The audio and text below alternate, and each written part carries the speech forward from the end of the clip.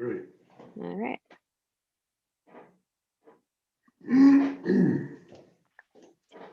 All right, well, welcome everyone. Happy Friday. I am so excited to be back here for my very first YouTube live of the year, and I can't think of a better way to kick off my year, which is going to be filled with lots of wine and hopefully lots of conversation, than with no other person than my friend here, Chris Carpenter. Welcome, Chris. Thank you, Amanda. Glad to be here. Good. Where are you joining us from? I am in Oakville right now in my little virtual tasting studio. They built you a studio. That was wise. I built myself a studio. Good. Well, we're here for the sole purpose of tasting and conversing today, but I'm sure we'll have a lot of other things thrown in the mix. The real impetus for those of you who don't know was really this one particular wine, the Caladan. That's sort of where this whole conversation stemmed from, and it sort of goes back to my discovery of this wine online, of all places. I was looking at what was sort of under the umbrella of what you were making, Chris, and I saw this wine. I was like, I don't know this wine. I've never heard of it. I clicked on it. I went down the rabbit hole, and I was like, holy moly. Chris is making a Cabernet Franc dominant wine in Napa Valley. How did I not know about this? So it really started from there. And then on top of that, this was already after I had discovered the Lahote Chardonnay from 2017. We are going to be tasting the 2018 today, which is unreleased. So a couple of exclusives today, the Caladan being one of them. We're going to be tasting the 17 vintage of that. We'll taste the Lahote Chardonnay 2018 from WS Keys Vineyard. And then we're also going to taste the Cardinale. And the reason that we're tasting all of these together, I think is really to give everyone some context for these wines, because the Cardinale is really the wine that you've been making the longest, Chris. And these other two projects sort of represent some of the other things that you've been working on and what you're seeking inspiration from, and how that's sort of working its way into the portfolio of what you do. So I want to take a step back, because for those who don't know who you are, the 5 people that still exist in the world, in the wine world, you have a long resume of accolades, but let's take a step back in who you are and what you do, what you have been doing as a winemaker for Cardinale, Montbrave, and Lahote for the last few years. Sure. So I am based in Napa Valley, and I oversee 5 different wines in Napa Valley. The Cardinale, as you mentioned, La Jolla, Lahote, Montbrave, and this new one, Caladan. I also am in the McLaren Vale in Australia about 8 weeks a year, and I oversee a project down there called Hickenbotham, which is based on one of the great iconic vineyards in South Australia. I am also very much involved in the vineyard operations here in Napa. I act as the general manager for the 400 plus acres that we farm in Napa Valley for a number of, not only my wines, but some of the other wines in Jackson Family Wines.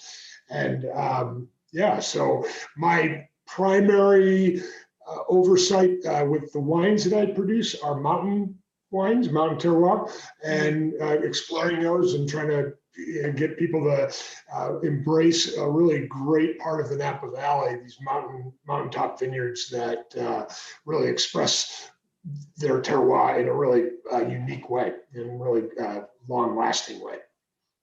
Well, we're going to explore 3 wines, as you said, that are mountain wines. I think the Chardonnay being one of the most unique expressions of that. We don't often get to see Chardonnay from a mountain vineyard. So I've got the Lahote Chardonnay from WS Keys Vineyard here. You guys can see the label. It's a beautiful label, classic winery. I won't even get into the history of it, but if you want a deep dive on Napa Valley's history, you will surely encounter Lahote. We are dealing with a Chardonnay, and this is only the second time you've ever made this wine and Chardonnay. 18 was a heavily praised vintage. Was there in some way more pressure? I mean, you crushed the 17, as we've talked about sort of ad nauseum by this point, but was there even more pressure into the second vintage, and in particular a good one like 2018? Yeah, there was, and it was, I think, because of the history that we had with just the 17. We set out, 17, as we talked about in an earlier time that we were on Instagram together, we talked about what I thought as the process to go through to create the Chardonnay, and how I wanted to express Howell Mountain, which is a really unique appellation for Chardonnay in the Napa Valley. There's not a lot of people up there doing it, and the approach to it. And I was taking a little bit of a risk because we were doing things like no malic, and we picked at 22.5 bricks, and all of the texture on these wines are coming from the Surly process, and that was a 22-month Surly. And Surly is that process where every couple of weeks at the very beginning of the fermentation or post-fermentation, you're stirring the lees in the bottom of the barrel to create this textural side of the wine. And I also did it a process where I was hoping to create a little bit of that reductive character, that gunpowder kind of thing that you get in some great Chardonnays. And all of those things were a roll of the dice for me, having not made a lot of Chardonnay in my life. In fact, no Chardonnay in my life. And they all kind of worked out. It all came together, and the 17 met the expectation that I had as a winemaker, and people were turned on by it, which is really cool. So then I had to repeat that in 18, and that's where. Can you make lightning strike twice? Chardonnay, what I have learned about Chardonnay is, which is very different than Cabernet. Cabernet, you want to make a pick. And you're getting to that place where you can see that the grapes are coming together, and maybe you call the vineyard manager and say, okay, pick those grapes on Tuesday, and we should be good. The flavors will be stable, and everything will be hunky dory. And the vineyard manager comes back and says, I can't pick till Thursday. With Cabernet, it's like, all right, we'll be fine, and you probably have about a week window with that kind of decision. Chardonnay, you don't. If you don't nail that pick date, you can really evolve the flavors from what I really like in Chardonnay, which is more of that white peach, pear, a wee bit of that citrus character. And then it evolves with just a couple of days and a little bit of heat, more into that tropical fruit, lychee nut, vanilla-esque kind of Chardonnay character, which is fine. But in the character that I'm trying to capture, I don't want that. So that trying to nail that and be on top of that was in 18. The way 18 was going through its weather patterns was a little bit of a dicey situation. We nailed it, fortunately, but it was a little bit nerve-wracking, to say the least. And then trying to capture those same things and being on top of it, that is a little bit of a pressure. And fortunately, I have a really great team of people, and they kept me in line, and we created the same kind of expression in a 2018 expression versus a 2017 expression. Well, I mean, the wines are truly indicative of their vintages between 17 and 18. I think, 17, I think and this is a young wine, I should add. I mean, just recently bottled and unreleased, if I did mention that before. I think since 17 really showed more of its fruit character, and I think 18 is really sort of still hanging back on its edges a little bit right now. And I love that so much, because I think this is a wine that, we would be pressured to maybe call this Burgundian. But I don't think that it is. I think, the reduction sort of tricks our minds into thinking that this is Burgundian. But for me, this is a true expression of mountain and California. It's electric, it's vibrant, it's got zinginess, but it also has that little like whisper of sunshine. And, I think sometimes with old world wines, sometimes you lose some of that fruit quality that we love so much about California wines, and you sort of get the best of both worlds. So, I mean, again, I won't wax poetic because I'll embarrass you and you'll turn red, but I mean, it's a beautiful, beautiful wine. Again, one of my favorite expressions of the grape in California. I think you knocked it out of the park. I think you know that. I couldn't be more excited to drink it. My question for you, because you're a music guy, is Chardonnay. Now that you worked with it for 2 vintages, what instrument would you maybe equate this to? Oh, that's a good question. First off, I put sunshine in all my wines, just so you know. No. I did know that about you. I'm sorry. What instrument would I say this is? If that's a really good question. If it was in a classical ensemble, maybe an oboe. It's got that high note. It's also got that Chardonnay kind of cream to it. That tonality that an oboe has in a orchestra would be, I think, a really good corollary. If it was a rock band, it'd be like a really great acoustic Marshall guitar, or that really warm tonality that a Marshall guitar has comes out. Those would be the kind of the instruments that I would think mostly equate to this wine. Yeah. Do you play music when you make wine?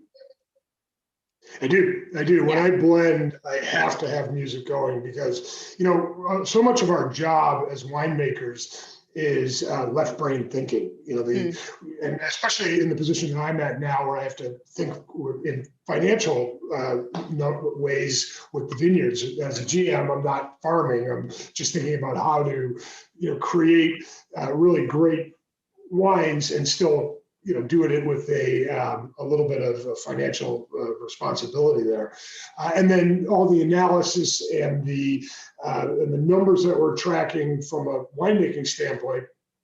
That's all left brain. That's all analytical. When you start blending, you have to shift how your brain thinks, and that is not easy for some people. And I'm one of those people. I have to completely be isolated and stop that part of my analytical side and move to a creative side. And the trigger for me most times is music. And so what I do is I shut the door to my tasting lab. I do this to classical music. I love rock, jazz, country, soul, all those things. But for me to make that shift, it has to be classical and it has to be loud. And my office mates that are up the way a little bit get annoyed, but they understand that process for me, and it works. And it's interesting. The other day I was just tasting through our 19 vintage. I wasn't blending. I usually have the music on during that point too, but I was being very aware of my neighbor in the office next to me, my vineyard manager, and I didn't want to disturb him. And I wasn't tasting the same way without the music on. And I stopped and waited for him to leave before I could go back to it.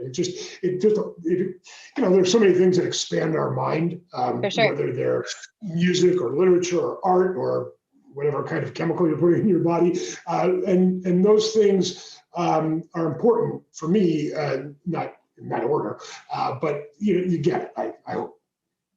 For sure. And I think it's interesting because we don't often think about having to use both sides of your brain as a winemaker, right? You think about, what happens in the vineyard and then what happens when you're in the winery, but the creative side, the blending side, which is what you're such a master at. I have to remember that because oftentimes I find myself kind of in the same boat when I'm like answering emails and I have to switch and go like write something or, create a video or do something like that. I often find it hard to sort of like shift that, left versus right brain. So I'll keep that in mind. Just as an aside to this whole thing, you know who Michael Pollan is. Michael Pollan wrote The Omnivore's Dilemma. He wrote The Botany of Desire. He's a brilliant writer and somebody whom I've had the great pleasure of meeting and talking with. And he wrote a book recently, and this whole new wave of, and I'm not banging the drum about however you spend your free time, but the idea of microdosing with psilocybin and mushrooms. Yep. That whole idea isn't to get high. It's to break that barrier down, really tiny amounts, to break that barrier down between your left and your right brain. So that you are able to be creative and analytical at the same time. Now, he's proposing you do that with that particular compound. I find I can do it with music in that way. So it's a great point. I mean, if anyone is unfamiliar with it, read Michael Pollan's books. If you just want a little taste of it, not the psilocybin, but a little taste of who Michael Pollan is and the theories that Chris is talking about. There's a great Tim Ferriss episode where Michael is talking about these very things in his latest book. I highly recommend it. Speaking of switching brains, we're going to switch from white to red, and I'm going to jump over to Cardinale, which I think is the wine you've been working with the longest, right? Well, Cardinale and Lahote are the brands that, and the wineries that I cut my teeth on, if you will. And I took over or Lahote with the 2000 vintage and Cardinale with the 2001 vintage. And they're very different wines. Cardinale is a blend of multiple appellations, and Lahote is very focused on single appellation wines from the mountains. Cardinale, going back to this idea of blending, Cardinale and now Caladan are two of the wines that I have the most creative, input in, because they are probably, with Cardinale, it's anywhere from 30 to 50 different wines make this one wine. So being able to take those highs and lows from across all of these great appellations in Napa and the vineyards that I work with, and find places for them in this wine so that they all kind of play off of one another. And again, thinking about music, you think about the orchestra and how different sections in the orchestra balance each other out to create an overall piece. That's the idea with Cardinale. And it's one of the, for me, it's one of the great processes in my winemaking. It's the most difficult because it does take a little bit of time and you have to walk away every once in a while. But when you come up with that wine, which then becomes a reflection of the vintage, right? Because ultimately each vintage, a different part of the Napa Valley, creates a resonance at higher levels, just based on what happened as a result of the climate that year. When you finalize that blend after all of that work, and you can take a step back, it's like a real great pleasure and a sense of accomplishment. I've only, I think the closest analogy I have is editing a video, right? You take all these different pieces from lots of different things that you filmed and you put it together, and it's sort of like putting together a puzzle that you didn't know how to end. And I often wonder, especially with a wine like Cardinale that is coming from so many different places, what is the creative process for that? I mean, it's a cliche term, but what is the do you let the wines sort of dictate the trajectory? Do you try to find the best lots first? I don't think there's a style in mind. This isn't a wine that's made in a consistent style year after year in the way that we've seen some other wines. What dictates your trajectory? Well, that's an excellent question. And there has to be something that's consistent every year. Mm-hmm. And for me, the consistency, well, there's several levels of consistency with these wines. It's got to be balanced, right? Mm. And I think any winemaker will tell you that a wine approaching its process on your palate, from entry to middle palate to finish and evaporation, all of that has to be balanced with flavor, with tannin, with acidity, and all the other things that happen as you drink wine. With Cardinale, the middle body is really important to me. I really enjoy the textural side of wine. I want to feel it. I want to, that's one of the things that I think separates wine from a lot of other alcoholic beverages, is how wine feels on your palate. And what I notice, and this just might be me, wines that have holes in the middle where you can't feel them during that, if wine is a spectrum of texture from start to finish, and you get that texture at the beginning and then it drops and then it comes back, I notice that, and I don't want that in Cardinale. So I really work hard to fill all those gaps as you feel that wine process on your palate.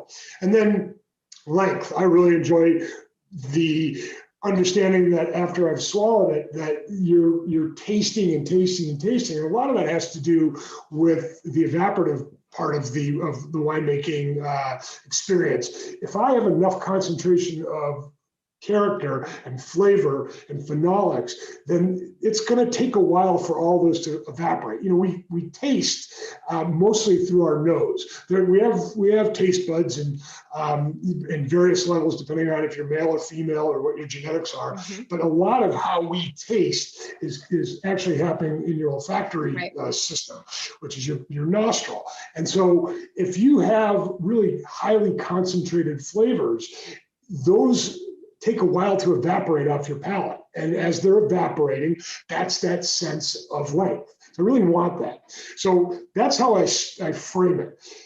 The way I start is I have my 30 to 40 wines in front of me, And maybe 3 or 4 of those are just dynamite wines that I know I want to use every drop of those wines, just because, as I've tasted through those 2 years, like those wines just speak to me. So that becomes my base blend. So I'll put those together in a way that kind of mimics what I actually have in the cellar. And then I'll start building on that. And that base blend may have some gaps, right? So it may be really nice in the upfront palate, but maybe there's a hole in the midpoint, right? So I have of the, let's say 28, 29 wines I have left, I know that wine 20 has great middle body. So I'll bring that wine in and I'll do a trial and error thing. Okay, trial and error. And I'll try to place it in different percentages to see where that middle body fills in. So I'll run a trial. I have maybe 2 barrels, 4 barrels, and 6 barrels that are adding to that base blend. Okay, I filled in that gap, but oh my God, now I've kind of affected the back end. And so now I have to try to figure out, is it pulling a barrel out there and then adding another wine that has finish over here? And you just go back and forth. And it's a lot of, sets of trials that I have in front of me at trying to bring that all together. And in some years, that process can take as little as 3 or 4 days. In other years, because of how each one of those wines affects each other, that can take 2 to 3 weeks. And so Cardinale is always, as far as the blend, it's always the longest process in my repertoire. But again, one of the most rewarding, because when you're finally done and everything has come together and everything seems to work, that's a moment for celebration.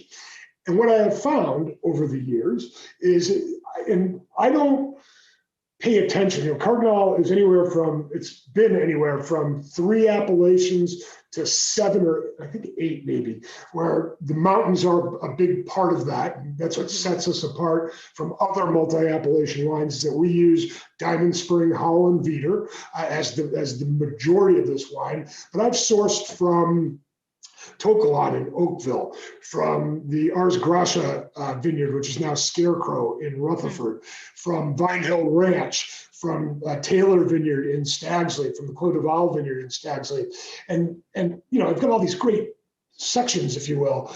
And at the end, the section that rises to the top drives that wine. So what you see with Cardinale over the years is you might see a different expression. Like one year it might be about Mount Yverdon, the next year it might be about Spring Mountain. In this particular vintage that we're tasting today, it's about Stagsley. Because what you have to remember about 17 is we had fires in 17. Yeah. And I had only brought in about, maybe a third to just maybe a little over a third of my inventory of vineyards that I had out there before the smoke rolled in. And thankfully, 17 prior to that fire event was just a fabulous vintage. I mean, it was just killer. And Stag's Leap was awesome that year. So what I found after I made my blends was the Stag's Leap vineyard that we get now, which is from Clos de Val, was just shining. And Diamond Mountain, we have 2 estate vineyards on Diamond Mountain, was filling in a lot of that middle gap. And it was just, and those 2 haven't really played a dominant part of the blend, but it really speaks to what was going on in that vintage. And I think even if we had brought in all of the fruit that we had from Howell Mountain and Mount Yverdon, it still would have played out this way, because the Stag's Leap portion was just fabulous.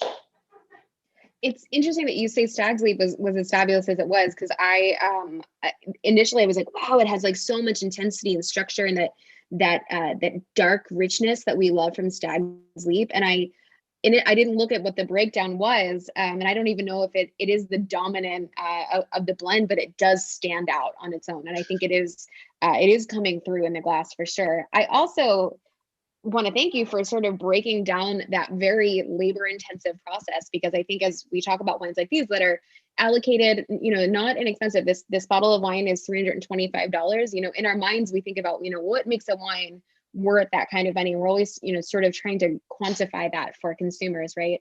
But when you sit down and we talk about what goes into a wine like this, we didn't even get into the farming aspect of it. We didn't get into all the work that went into farming these grapes for years and years and years, and all the labor that went into that. We only talked about the blending side of things, which is the very final part. So I hope for those of you who are watching and listening to Chris talk about that process, whether it's 4 days or 3 weeks, there's so much that goes into it. And to make a blend of this level of precision and to have, this quality associated with it, it's just sort of incomprehensible when you consider all of the variables that could have been throughout this process. So thank you for sort of breaking that down. I didn't mention the vineyards, and one of the things that I'm blessed with is an inventory of vineyards that our organization owns here in Napa, and great growers. And with winemaking, what makes winemaking very easy is, well, there's a number of things, but what makes it the best and easiest to create wines like this is having great vineyards. I spend a great amount of time not only thinking about the financial side, which I mentioned, but being in the vineyard and working with our farmer, Rafa Jimenez, and then the growers that I work with outside. And one of my mentors way back, a guy named Charles Thomas, who was actually my predecessor at Cardinale, and another pal of mine, Marco Di Giulio, they drum that into me. Think about the vineyard at every step of the way, and when it comes into the winery, you'll have a little bit easier time at it. And that's what we do. And then just making sure that each one of those vineyards is perceptible in this wine. So that's, the other thing I hope that you can do is, if you have that level of knowledge of what a Diamond Mountain is bringing to a wine like this, that chocolate covered cherry and mint and fat middle body, and then what Stag's Leap has, which is, the velvet glove thing, and that sweetness and that like, I don't know, velvety character that just hits your palate. And then you've got the power of Yverdon and the breadth of Almond, all those things. If you have that knowledge, I'm hoping that it's there for you to check out. Then you go back to the orchestra. If you are sitting in an orchestra hall, and God, I so want to be sitting in an orchestra hall. So, if you're there and you're experiencing that wave of music, you just experience it for its entirety, which is what I want you to do with Cardinale. But if you're into, okay, what are the violins doing? You can kind of shift your brain and focus in on what the violins are doing and pull that piece of sound out. Or what are the kettle drums doing? If you're into kettle drums, whatever it happens to be. And Cardinale, I really work hard so that nothing gets overlapped too much, that you can't still pull that out, that they're all working together, but there's still that individuality of the appellations that we work with. One of my favorite composers of all time is Stephen Sondheim, so I'm sure you're familiar with, but more so than as a composer, a lyricist, as someone who just never extraneously used a word. I mean, even the smallest word was just so purposeful in the curation and the construction of a song. And I think in so many ways, it parallels what you're doing. There's something so perfectly precise about every single part of this wine and how you layered it to make sure that nothing did get missed or overlooked. But if you wanted to stand still for a moment and try to just sort of take in the violins or try to take in the percussion, you can. And I think going back to wines like these that have a sense of place, but then also have a story and sort of make you stop. This is why we do what we do. This is what makes it exciting. I wonder, you're talking about words. I'm reading The Goldfinch by Donna Tartt. Yeah, great book. Man, her use of words and the placement of them is just unbelievable. I've never read any of her work till this book, and it's just what you're saying. It's like that precise use of that word at that right time. And I've never reflected on that with Cardinale, but it's much the same as far as where those flavors land at any one moment. And, yeah. I'll ponder something as I'm going to jump to the Caladan, because I know a lot of you watching have been very curious to see this wine sort of in action, because we don't know a whole lot about it, but this is the label. One of the things I'm curious about, and maybe we can talk about it as it relates to Caladan as well. I think some people would view your role as GM as maybe something that would have a conflict of interest as winemaker. Like, are you allowed to have that same level of creativity? But my question is, do you find that your role as GM, as someone that is in charge of numbers and dollars and cents and making sure that there's a business side of things, do you find that to be sort of a creative constraint of sorts? No, it allows me to be creative on the winemaking side in a much more freer way. That's kind of what I mean, though. Yeah. Yeah. So, again, I'm not the GM of the wineries that I oversee. I let somebody else deal with that. But with the vineyards, because we're in Napa, we've been farming sustainably for a number of years, but we're now we're about 50% of our vineyards. We're now farming organically. In fact, I'm looking out the window here at a herd of sheep that we have in the back of the vineyard that's close to my office. Now we're thinking about the regenerative farming, and my wineries are owned by a very large company. We're trying to do this globally within our organization, but it takes a little while. Me overseeing this part of the operation in Napa has allowed me to make those changes earlier and to focus. And those changes that I'm focusing on, they may actually cost us a little bit more money in the short run. But the way that I think about it is, how are we preserving these things in the long run? The kind of farming that we're doing costs a little bit more money. And when you add that to what you were mentioning earlier, farming in the mountains and getting the kind of production that we get off of the mountains, that those dollars and cents don't work out if you were completely focused on bottom line. So having the ability to oversee that gives me a little more freedom to make sure that we're making the right choices to ensure quality. That money has to, you have to be aware of it, and you have to make sure that you're doing it the right way. But there's ways to do that and still achieve the quality and preserve these properties for a long time, and to elevate them. And not only the properties from a winemaking standpoint, but this industry in Napa contributes to the environment around us, right? And we have to be aware of that. There are people that live in Napa that don't have anything to do with the wine industry, but they're affected by it in so many ways. And the last thing that I want to do is affect them in a negative way through the ways that we're farming. So I hope that answers your question a little bit.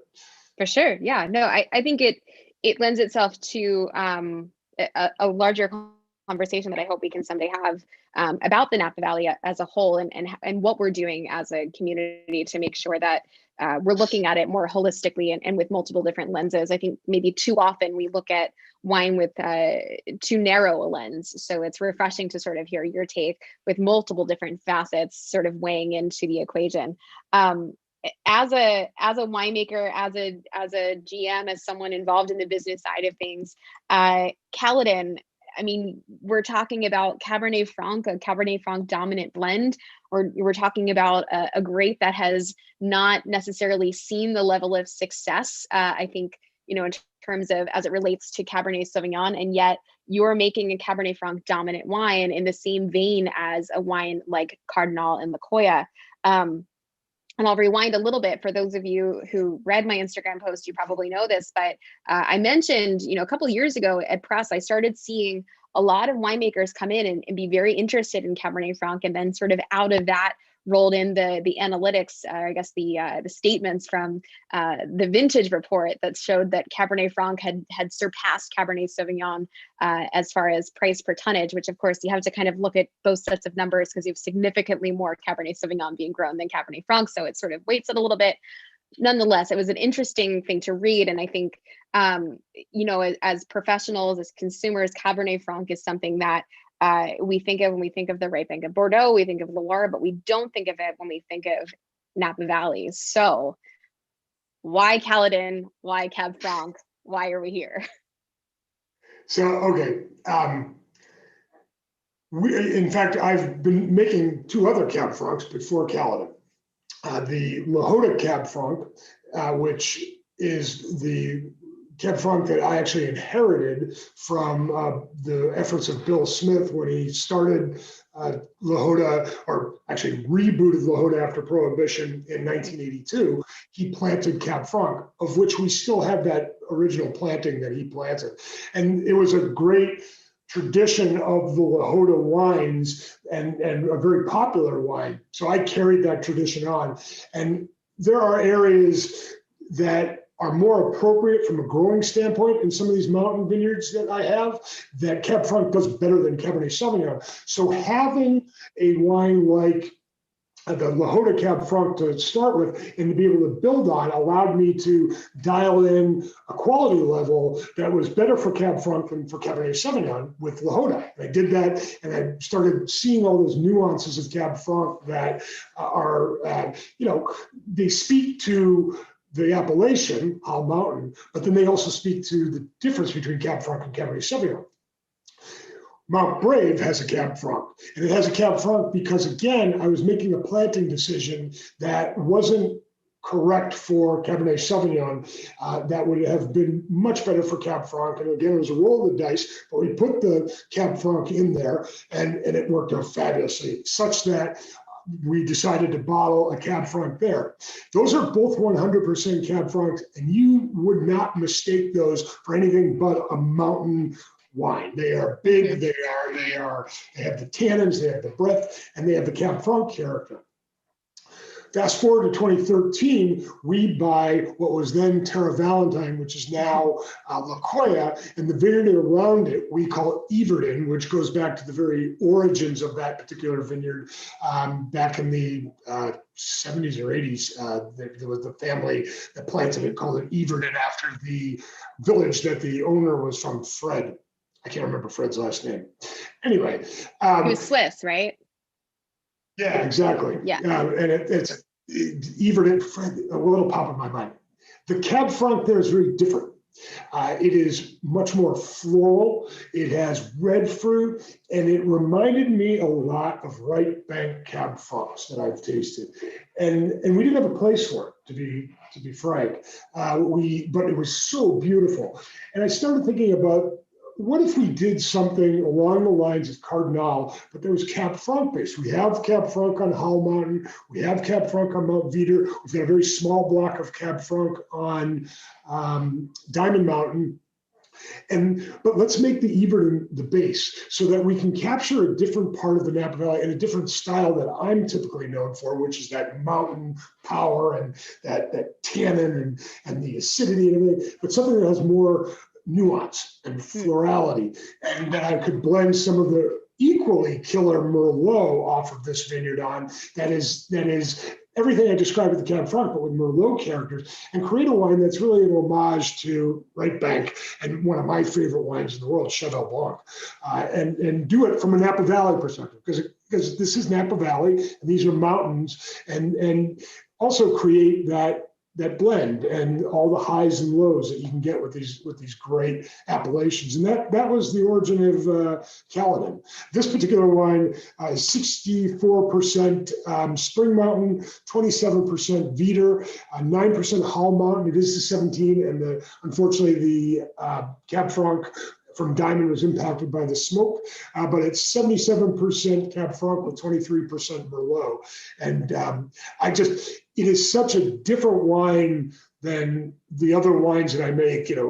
La Coya would be here and Caladan would be here, but they're they each have a place, and it really, yeah, that's my. And yet they're like next door to each other, which is, well, I guess the La Coya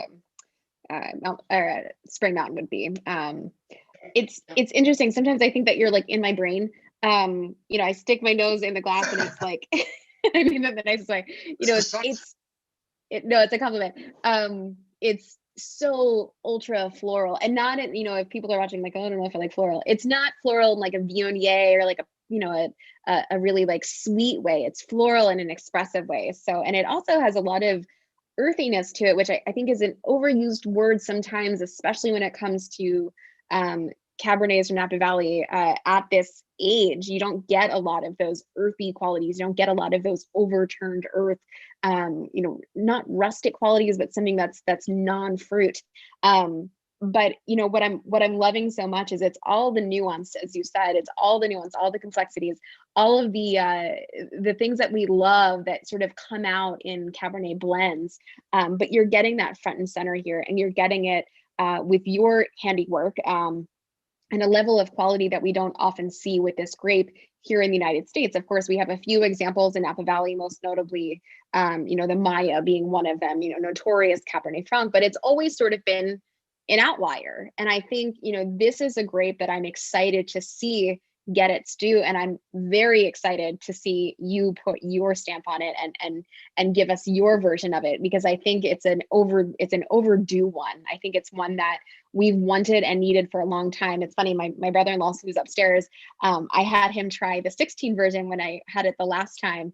And I said, just try it and tell me what you think. And he was like, Cabernet Franc, isn't that like the grape that you blend everything with? And I said, yeah, but like, you don't know everything.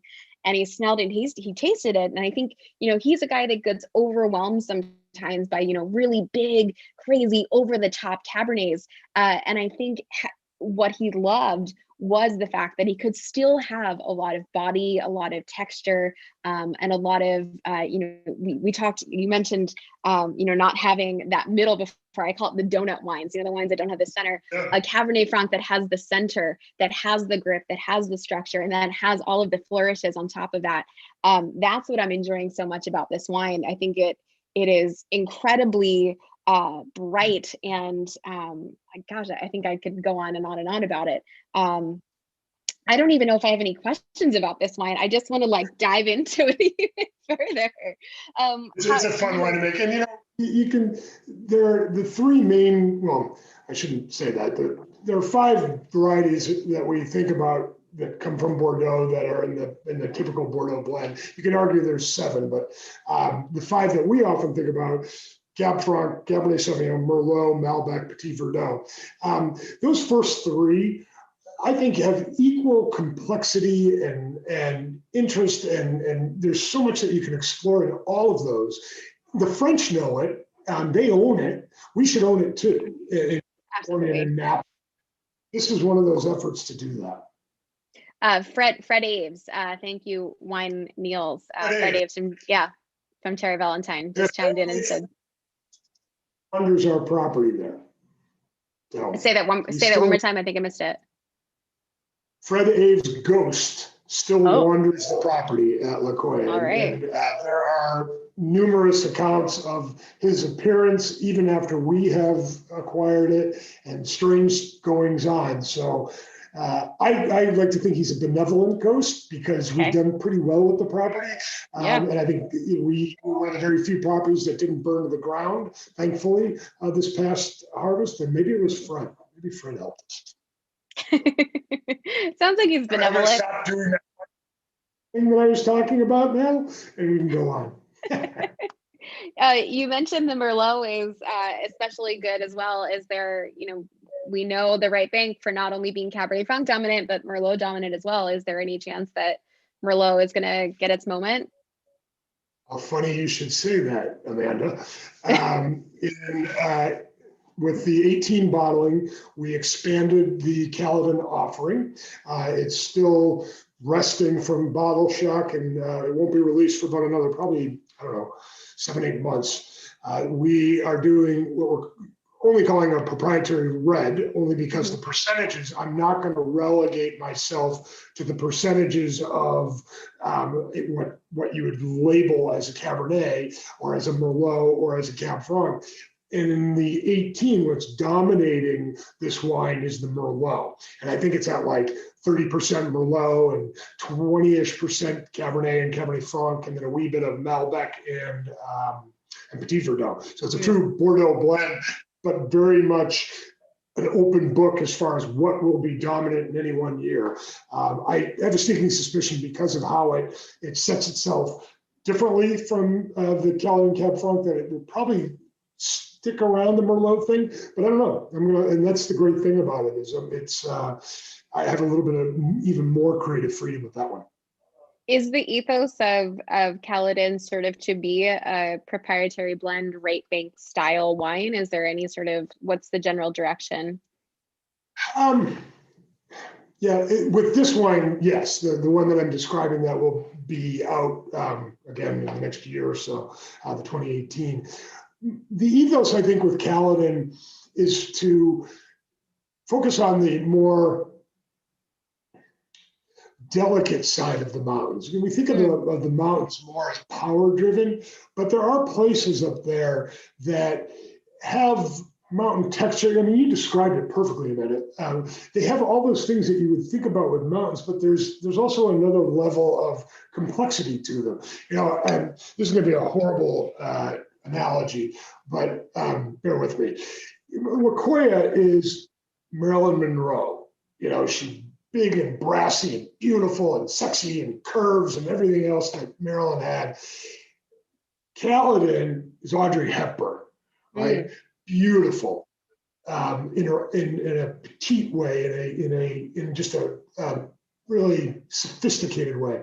That's kind of Caladan, you know, beauty in different forms, but beauty nonetheless. And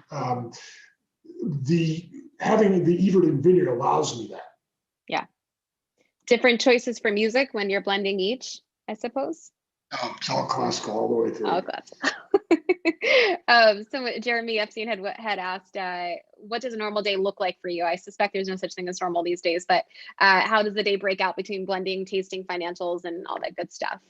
Yeah, geez, if our ownership and upper management had the way, I'd be knee deep in financials all day long.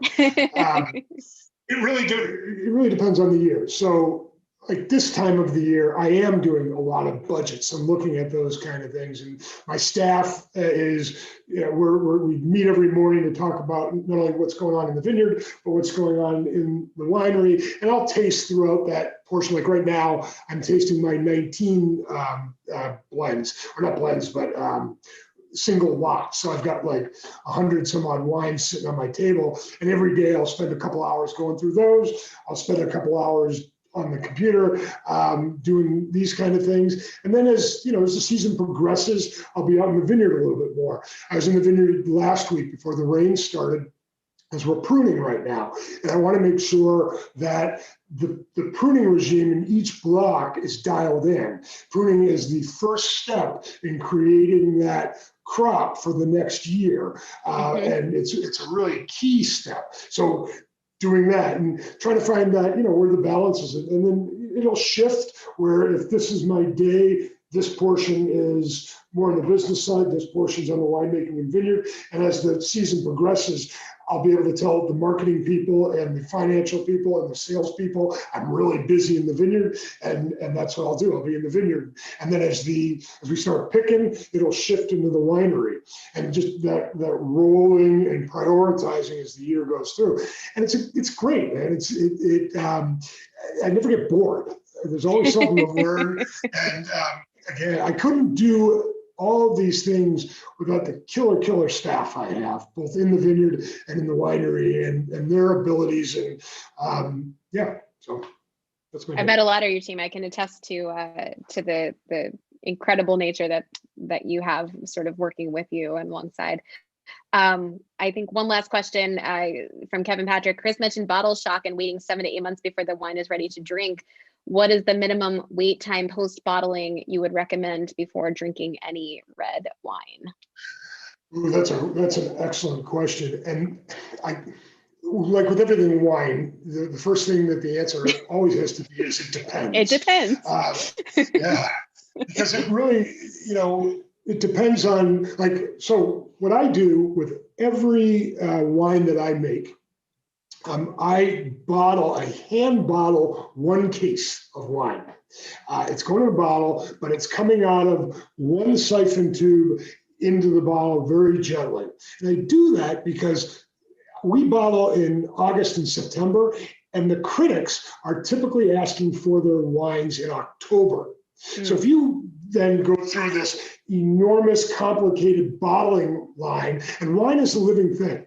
So when you're putting it through a bottling line, all of those molecules, all those complex molecules that have created these equilibriums, they get beat up. It's a physical reaction. They're getting slammed against tons of stainless and valves and everything else to get into the bottle. And as they break apart, they're close to one another, like shaking a magnet, and ultimately they'll start coming back together. And that's really the effect of bottle shock. So there's two different effects there. I'm pouring by hand siphoning into a bottle and gently putting that wine in that bottle. I'm tasting a critic 2 weeks later, and it's the same that it tasted out of the tank. The other wines, I don't let sales or marketing near those wines to sell for at least 6 to 8 months. Again, depends on the vintage, because each vintage shows itself a little bit differently. So the idea is right before you bottle, you're at the tank, you're tasting, you're putting that in your memory. And then over the course of those months, you're seeing how those wines are developing. And Amanda and I were talking a little bit about this at the beginning of the show. There's like, the bottle shock effect is like almost a disjointed effect. Exactly. Disjointedness come back together eventually, and then there'll be a moment, and it's really cool when you actually come to that moment where it's like, oh my God, it's what it was in the tank, and then you can be comfortable releasing it to the critics in its beautiful, or putting it out in the market.